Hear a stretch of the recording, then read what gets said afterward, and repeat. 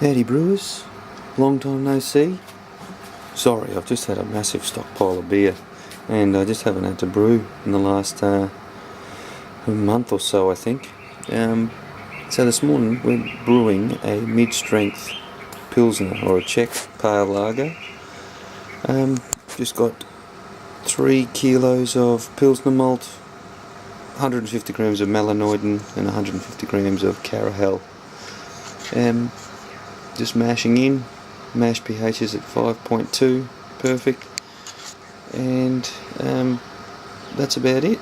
I haven't got the top plate on because I like to stir it, and this mash will go for about 70 minutes, 45 minutes at 63 degrees Celsius and 25 minutes at 71 degrees Celsius. Alright, see you in a bit. Okay, we're doing our second stage of the mash, so I'll drop my top plate in, and that'll go for about 15-20 minutes, and by then this wort should be running really clear. Right, we're up to sparging. Now, with this very small grain bill of only 3.3 kilos, I was worried about the pH of the runnings, the sparge runnings, so I've dropped the pH using citric acid of the sparge water to 6, and I really think it helps a lot, not just with getting a better beer, but also with the efficiency when you extract more of the sugars. So it's going to be a long sparge, 17 litres, to be able to get up to volume.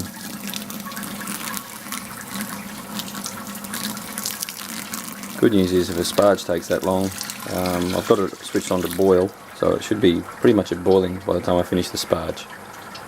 Alright, cheers. Alright, sparge is done. Off to a rolling boil. There are our 90-minute addition hops. So with the Czech Pale Lager and the Pilsner malt, I want to make sure we don't bring on any DMS, so we're going to do a 90-minute boil today. You can look up why 90 minutes is you're likely to suffer less DMS than a 60-minute boil. Just look up Beer Smith or one of those blogs. Cheers. Alright, we've got 15 minutes left in the boil. Throw in the 15-minute addition of hops.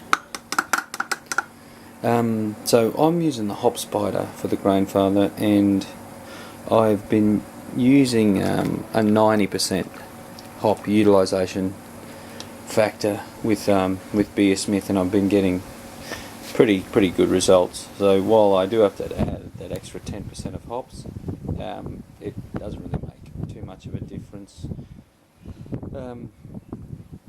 Okay.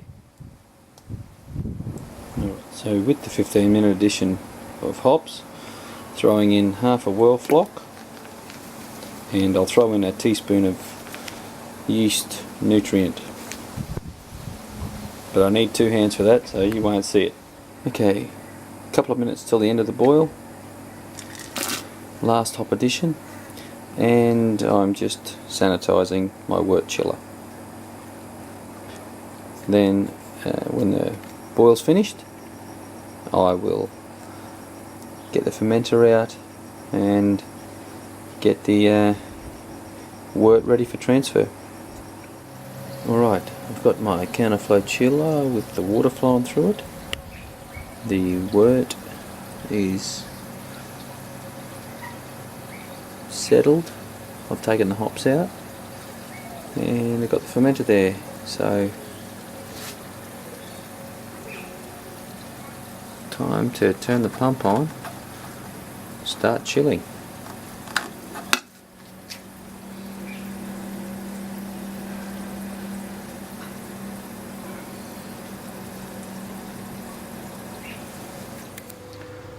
Okay, well, the brew day's over.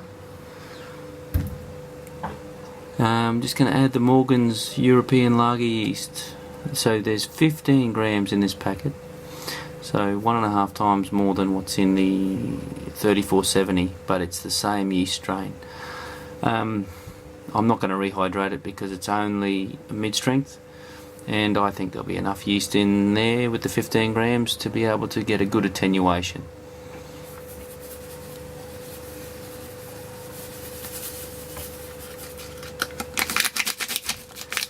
And I'm going to adopt the same fermentation profile that I did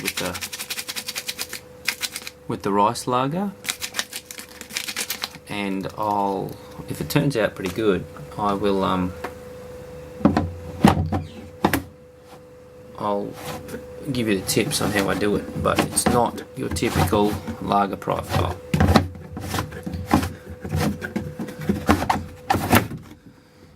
Because the rice lager worked out